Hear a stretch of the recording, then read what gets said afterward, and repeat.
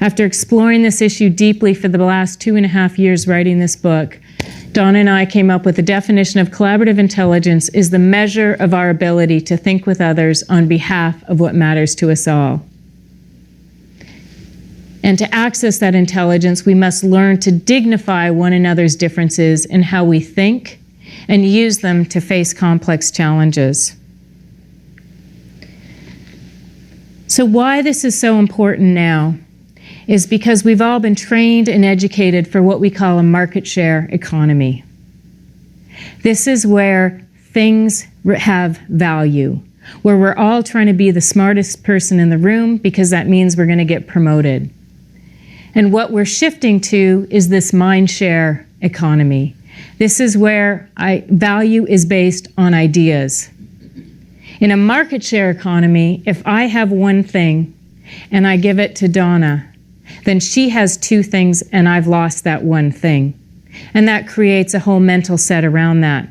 In a mind share economy, if I have one idea and Donna has one idea and we collaborate, then we actually both walk away with two new ideas. A financial model that exemplifies this is Airbnb. Currently, they are outselling every other major hotel chain per night per hotel room. Yet they do not own one hotel room. So we're starting to see all these new models that are using a mind share mindset in order to create a whole economy based on it. But it takes a shift.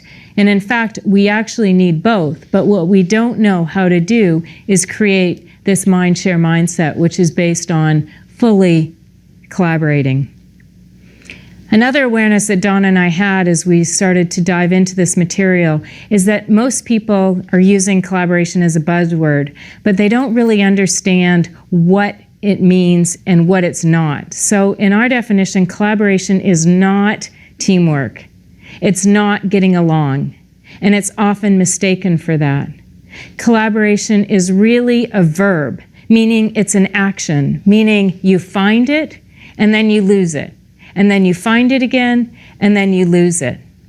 And so what we've tried to provide in the book are tools and awarenesses to help you constantly get back on track when you find you've lost collaboration.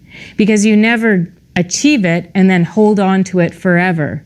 So I don't know with your experience that you mentioned, but we constantly have to have ways of reminding ourselves because we don't know how to use one another or when there is a breakdown. Instead, we said, oh, there's just that guy who just doesn't know what he's talking about, or there she goes again, she's just talking over me. We don't have a lot of tools when the thinking breaks down, and it will, because no collaboration can happen when differences really show up on the table. So